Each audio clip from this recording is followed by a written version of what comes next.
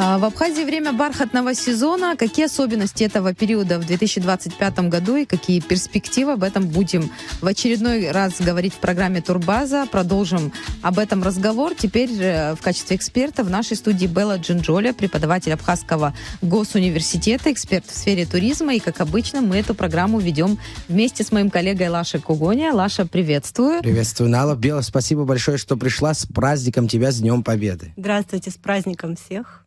Белла, очень прошу вас поближе к микрофону. Так. Поудобнее присаживайтесь и поближе к микрофону. Большое спасибо, что с нами здесь. Белла, с праздником Победы вас. Спасибо. Спасибо, что пригласили. С праздником всех поздравляю. На самом деле замечательный день. Ну и, наверное, не самый плохой для того, чтобы поговорить о туризме. Действительно, такой переход от войны к мирному времени, к нашему развитию. Сейчас в разгаре, можно сказать, бархатный сезон. И сейчас как развивается этот сезон, чем он отличается от предыдущего. И самое главное, вот в начале сезона немного ощущалось такое проседание по цифрам. Это и все эксперты отмечали. Кто-то связывает это с погодными условиями, другие находят другие причины, но хочется поговорить о том, наверстает ли бархатный сезон вот эти упущения в начале летнего турсезона. Вот об этом поговорим. И, конечно же, поговорим и про поручения, которые дал президент Кабинету министров. И эти поручения касаются и туризма в том числе. Что это позволит дать в будущем, если эти шаги в ближайшее время будут реализованы. Давайте по порядку начнем. Вообще, какие у вас ощущения, как сейчас бархатный сезон проходит? Ну, я, пожалуй, с вами соглашусь о том, что первая часть сезона, она просела по цифрам, по количеству гостей, которые посещали Абхазию. А что касается последующих месяцев, это вот июль, август, они, конечно, показали лучшие результаты по сравнению с тем, что... По сравнению с первым месяцем или по сравнению с прошлым годом? С прошлым годом все равно просел немножко сезон. Ну, вот я буду судить по результатам фирмы своей, которая вот функционирует именно как экскурсионная организация. То есть у нас, если смотреть по цифрам, то получается процентов на 15, наверное, где-то меньшее количество гостей, которые посетила Абхазию в рамках однодневных маршрутов, нежели чем в прошлом году.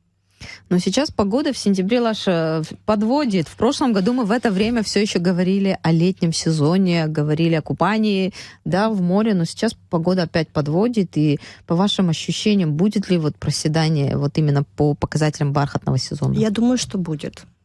Будет. Немножко, может быть, изменит ситуацию какие-то событийные моменты, которые планируются в Абхазии, там связан мандариновый фестиваль. Ну, у нас есть большая надежда на то, что, возможно, это как-то повлияет на интерес к Абхазии в этот период времени, и, возможно, что даже в рамках однодневных туров люди постараются посетить в эти дни Абхазию.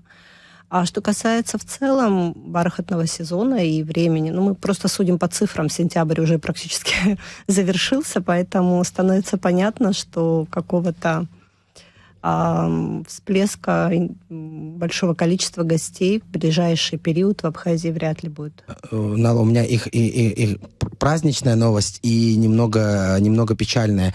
В этом году во встрече выпускников на из Абхазии выиграли кубок. Да. И они, кстати, говорили всегда про мандарины. Им говорю, зря вы так рано и свой единственный козырь выбросили про мандарины. Да. По поводу печальных новостей, вот разговаривая с людьми, которые занимаются частными предпринимателями, которые сдают в аренду жилье, которые к этому сезону готовились сильно, они уже говорят, на следующий год. То есть они уже не надеются, многие люди не надеются на этот сезон. Закрыли сезон. Но ты имеешь в виду сейчас, Лаша, частный сектор или какие-то крупные объекты размещения? Частный сектор. Вообще, по частному сектору нам обязательно надо сделать программу, нашу отдельный выпуск программы «Турбаза» и поговорить о том сейчас, в какую нишу он переориентировался. Мне кажется, в сторону долгосрочной аренды больше стали ориентироваться люди, которые сдают жилье. Спрос стал ниже. И объектов размещения, надо справедливости ради сказать, что объектов размещения стало больше, вот таких более крупных, и отдыхающие предпочитают бронировать номера, бронировать места именно в этих объектах. Может быть, с этим это связано? Ну, если они приезжают на недолгий период, от недели до 2, от 10 дней и более, то, естественно, они предпочитают отель, где не надо беспокоиться обо всем остальном. Если же это, мы, вот как вы правильно отметили, некоторые отели переориентировались на более долгосрочную аренду. А вот там ситуация, возможно... Я про частный сектор говорила, но вы сейчас отмечаете тенденцию, да, и отели в небольшие, тоже. Частные тоже. Они тоже так же. Ну, я не говорю о больших, конечно, крупных объектах, я говорю о небольших городских отелях. В основном они тоже стали практиковать более долгосрочную аренду. И для меня, например, если вот я просто всегда задумываюсь о том, что все-таки сезон оживить зимний очень сложно. И как бы мы ни старались, и какие бы события ни происходили, интерес в этот период времени очень сильно падает. И вот я вижу перспективу именно за долгосрочной арендой номеров, как частного сектора в том числе, потому что Сухум, например, я сейчас на примере Сухума буду говорить, хотя так можно, в принципе, сказать и о любом другом городе в перспективе. Сухум всегда был городом, куда приезжали не просто на пару-тройку дней или на 10 дней для того, чтобы отдохнуть. И у меня всегда вот всплывает такой пример, 19 век, воспоминания, письма тех, кто бывал в Сухуме, как, прибыв изначально не более чем на месяц, они оставались на полгода, а иногда на больший срок для того, чтобы провести время в Сухуме. И мне кажется, что эта тенденция потихонечку начинает оживать. То есть я наблюдаю очень много, у меня много людей, знакомых творческих людей, которые работают вот в творческих профессиях. Они очень часто говорят о том, что нам хотелось бы приехать вот на пару-тройку месяцев пожить в то время, когда у нас тут там совсем все плохо с погодой, не так много работы, и вот есть возможность уйти от серых будней, пожить на территории Сухума и поработать в то же время. И причем это не единичные какие-то запросы, то есть это сейчас такой тренд новый, мне кажется, который стал потихонечку более востребован и интересен тем, кто приезжает в Абхазию и знает ее уже немного. Возможности удаленной работы тоже появились, это тоже этому способствует. Но смотрите, если вспомнить прошлый год и осень прошлого года, сколько было проблем, внутри страны, это и внутриполитическая ситуация с энергетикой. Вот два важных вопроса, они практически сняты. Сейчас мы в стабильной обстановке, говорим о развитии туризма, и в сфере энергетики более-менее стабилизируется обстановка, закупают электроэнергию, еще с лета начали закупать. Это тоже в информационном плане способствует тому, чтобы люди приезжали. Проявляли интерес к этому периоду, когда у нас нестабильная ситуация на самом деле с электричеством. И внутриполитическая в прошлом году как раз тоже была накалена обстановка. Я согласна, осенью. что стабильность, конечно, положительно влияет вообще на туристическую сферу в том числе. Но мы говорили о том, каковы перспективы, и что сейчас в последнее время я наблюдаю очень много интересных проектов, которые озвучивают молодые люди, которые занимаются туризмом, которые занимаются творчеством. Опять-таки я возвращаюсь к своему. Для меня такое почему-то это стало очень интересной темой для меня. Я в этом плане тоже стараюсь разрабатывать какие-то новые направления. А мы с Сашей делаем себе заметки, обязательно к этой теме вернемся. Да, это на самом деле интересно, и хотелось бы, чтобы Сухум и проекты, которые на территории этого города осуществляются, они были направлены на расширение возможностей посещения тех частей города, которые ранее были закрыты в силу заброшенности, непосещаемости. Сухум в этом плане очень перспективен. И вот Сухумская гора, и гора Трапеция, пешие тропы, маршруты, которые позволили бы людям даже в самый тяжелый сезон, когда и погода не способствует, и горы закрыты, иметь возможность приезжать в Абхазию, понимать, для чего они сюда приезжают, иметь возможность гулять, осматривать, узнавать что-то новое и погружаться в атмосферу. Сухум многогранен. Бела, вот про информационное поле Нала затронула тему. В прошлом году много туристов отказались от поездки в Абхазию из-за этого. Сейчас нужно ли нам дополнительно каждой публикации писать по скриптум: налажена политическая жизнь, налажена электроэнергия? Вот нужно ли доказывать, что у нас уже все в порядке? Да, напоминать. Или уже, то есть нет такой проблемы, что вот в Абхазии нестабильно, мы туда не поедем? Я думаю, что никогда не повредит напомнить очередной раз о стабильности, о том, что у нас все хорошо. И вот последнее очень активизировалось медийное пространство. Вот в последнее время я это очень активно наблюдаю. Кстати, вашу программу смотрю тоже в соцсетях. Мне кажется, это очень правильно, потому что это передает атмосферу и то, насколько это на самом деле соответствует действительности. Одно дело написать официальный какой-то репортаж или официальное заявление о том, что вот в Абхазии все хорошо, будет свет и все будет замечательно. А другое дело, когда это идет вот из самых разных источников, и человек время от времени, наталкиваясь на эту информацию, понимает, да, это интересно, почему бы нет, зима там прекрасная, если будет свет и будет стабильность, почему бы не посетить Абхазию снова, уже не совсем привычное время. Ну, вообще, помимо... Мне кажется, надо. Это в информационном плане мы этой работе тоже отдельно об этом говорили, но мне кажется, не стоит напоминать, а нужно показывать, что хорошо, вот, да. Не говорить о том, что у нас вот год или два назад было не очень хорошо, а сейчас да, нужно показать примеры, что мы сейчас готовим фестиваль, у нас сейчас вот такие концерты проходят, у нас сейчас вот реставрируют. Анонсы нужны. Да, мне кажется, это все влияет. Но помимо вот таких, вот вы говорите, какие-то новые локации, чтобы в городе восстанавливались, открывались, были доступны для приезжих, но помимо вот таких инфраструктурных проектов, сам бизнес тоже подстраивается, ведь объекты размещения, они тоже пытаются переориентироваться, подстроиться, не хотят заработать больше и делать свой бизнес эффективнее, поэтому какие-то... Ни один объект не интересен без идеи. То есть он может на какой-то период времени вызвать интерес в силу новизны, но когда там нет идеи, нет концепции, нет того, а что еще, да, помимо самого объекта, он со временем тоже становится неинтересным. Поэтому вот это «а что еще» должно предлагать как раз-таки то, о чем мы с вами говорили ранее. Город, среда, особенности. А что еще можно сделать, остановившись там в той или иной части города? Куда можно попасть? А что доступно? А чем интересно? То есть, мне кажется... То есть, если в местах, в объектах, которые удалены от города, там нет такой нужды, то есть человек специально выбирает себе такую локацию, чтобы... А вот в Сухум зимой не так активен, как... То есть не обязательно даже выбирать что-то удаленное от Сухума. И плюс ко всему можно найти какой-то досуг. Вот по поводу досуга, Бела, какие... Мы коснулись праздника мандарина, фестиваля мандарина. Какие еще события должны произойти у нас вот в ближайшее время, чтобы мы могли пригласить туристов вот именно вот к этому времени? Ну, мы все как бы ассоциируемся, вся Абхазия ассоциируется с мандарином. В первую очередь, наверное, у многих это такой сложившийся со временем, не знаю, тренд, да, наверное? Бренд, да. Мандариновый бренд, на самом деле, почему нет? Но можно также создавать бренды.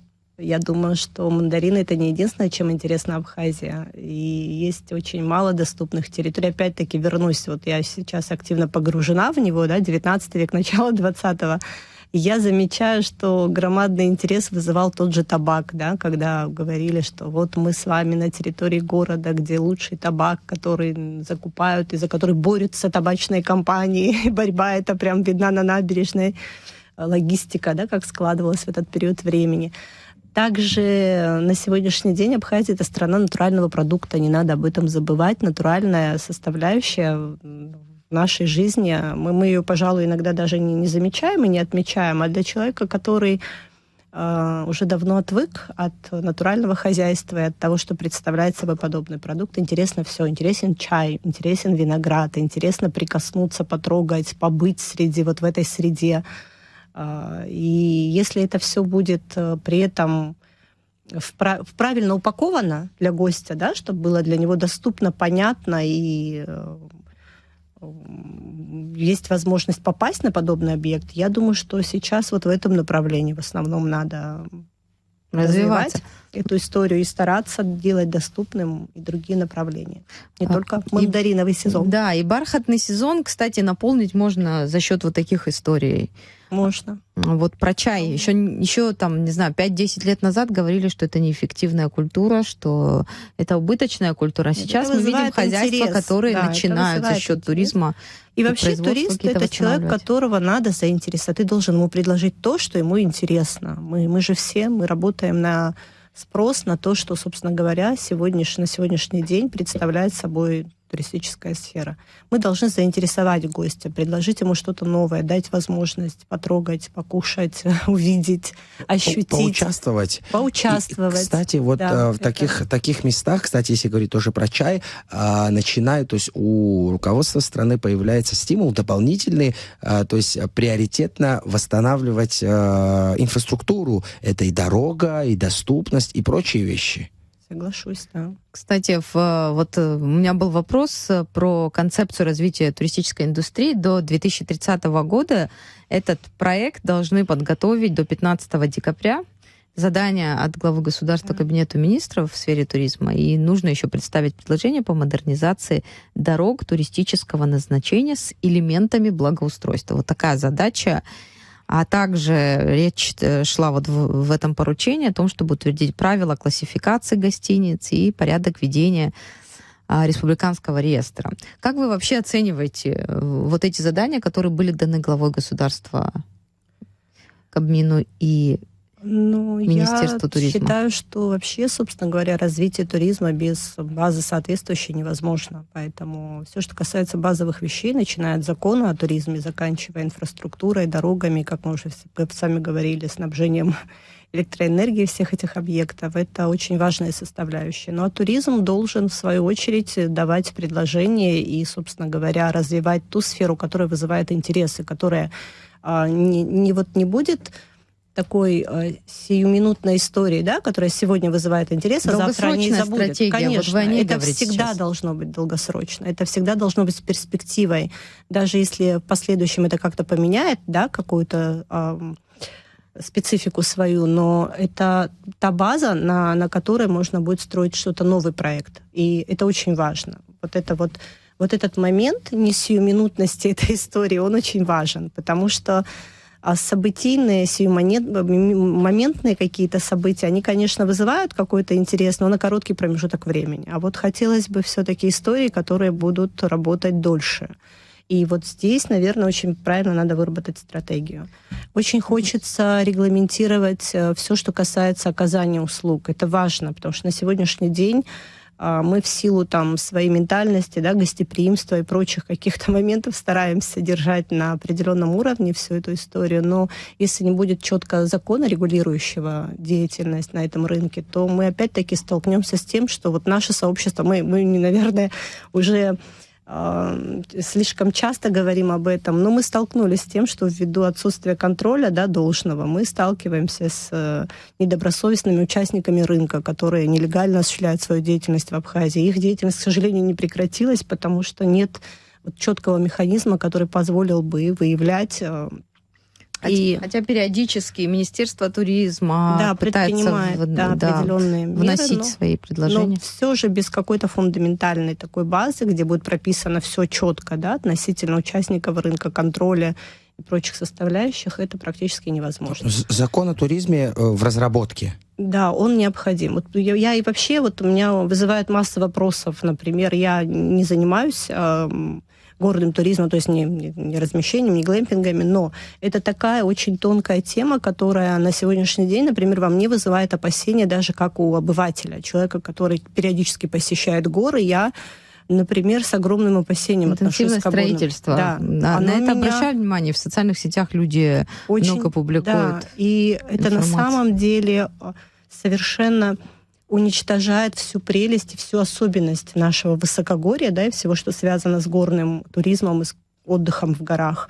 Вот не хотелось бы, конечно, оказаться в ситуации, когда интенсивное развитие приведет к тому, что мы окажемся в ситуации уже нарушенного баланса, и восстановить его будет сложно. Я вспомнила эксперта, который у нас был, представитель Красной Поляны, который говорил о том, что мы сейчас очень много денег тратим на решение проблем, которые созданы на на начальном этапе строительства. И не повторяйте этих ошибок, думайте об этом на начальном этапе. Кстати, очень интересная тема, которую мы можем взять в разработку. Бела, у меня такой вопрос по поводу регистрации, то есть в республиканский реестр мы общались с крымским специалистом, И там на примере Крыма сдали возможность самостоятельно внести, то есть подать заявку. Да, я слышала. Да, то есть подать заявку, и многие сами начали, то есть не метод кнута, а вот метод пряника, то есть люди самостоятельно подавали, и то есть большой поток.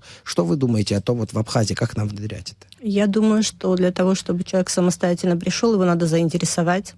Он должен понимать, что у него будет гарантия, что у него будет преимущество перед теми, кто не пришел, да, и кто оказался за пределами вот всего этого процесса. И когда вот эта система преимуществ будет понятна тому же ательеру, да, или турфирме, или человеку, занимающемуся туризмом, то тогда, наверное, он будет приходить сам, потому что это будет, в первую очередь, выгодно. Мы все занимаемся тем, что строим бизнес на базе туристической сферы или какой-либо другой. И мне кажется, здесь вот в первую очередь каковы гарантии, да, того, что придя, человек будет иметь какие-то преимущества на рынке, он будет защищен, что его интересы будут учтены во всех проектах, что он будет представлен страной, да, в различных площадках и не окажется потом... Это в первую очередь. Это то, что беспокоит всех, кто, наверное, будет так или иначе в этом участвовать. И мне хотелось бы сказать, что туристический рынок, он такой, что он очень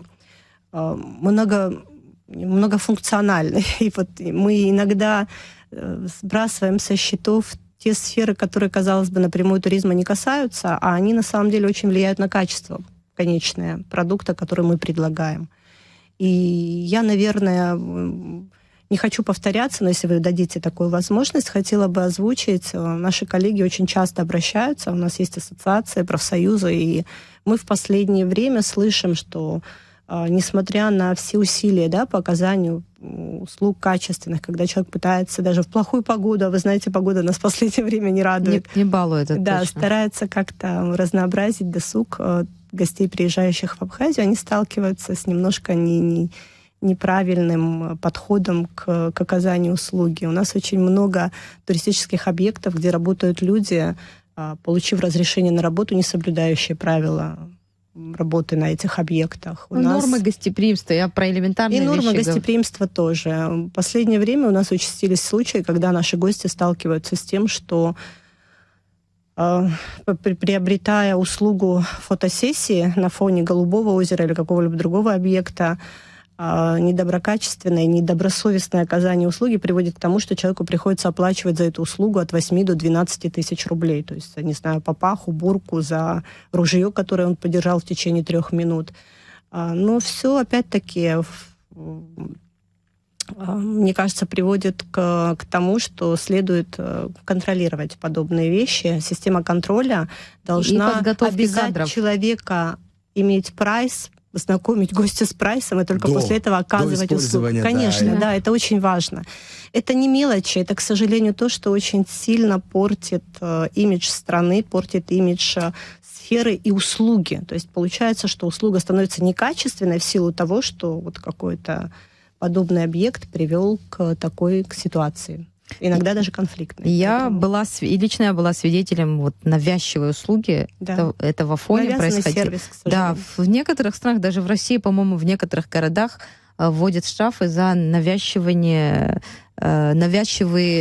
предложения, там, воспользоваться их услугами. Там, не знаю, это таксисты или какие-то другие фотографы. Да, если будет система штрафов, наверное, будет эффективнее все это контролировать, потому что, к сожалению, не ознакомив прайс услуг, это все, что нужно требовать от таких работников, потому что если они предоставят прайс гостю, он будет знать, на что он идет, интересно ему это или нет. Штрафы тоже не всегда решают вопрос. Вот мы неоднократно тоже говорили об обращении с дикими животными, о том, что их используют в различных фотосессиях. Другое дело, что люди подготовлены, когда кадры в сфере туризма работают, они хоть какой-то минимальный набор, да, уметь общаться с людьми, уметь преподносить свою услугу. То же самое можно в разной форме делать, да, предлагать свою услугу, но это делать корректно, красиво.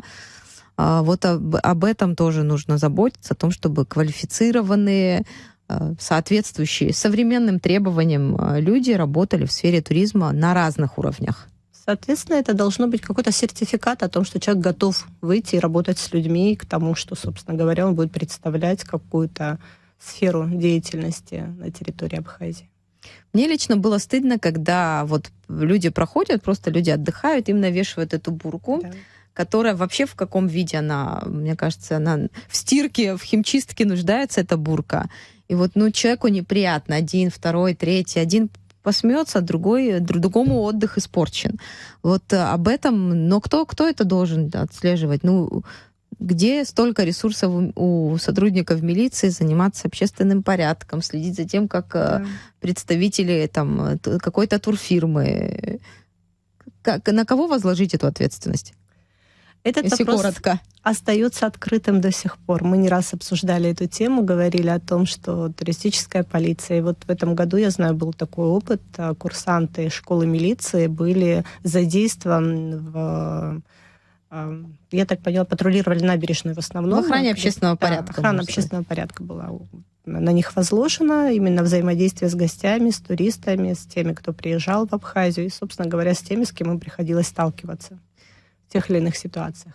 Но будем надеяться, что вот этот контингент будет расширяться и будет оказывать, опять-таки, такую же услугу, охраны правопорядка на различных объектах, в том числе и туристических объектах и достопримечательностях. Туристическую полицию надо распространять и на другие города, особенно на туристические центры Абхазии. Белла, большое спасибо. Лаша, спасибо. На этом мы завершаем нашу программу. А нашим слушателям напомню, в студии у нас была Белла Джинджоли, преподаватель Абхазского госуниверситета, эксперт в сфере туризма. Мы говорили о бархатном сезоне в Абхазии.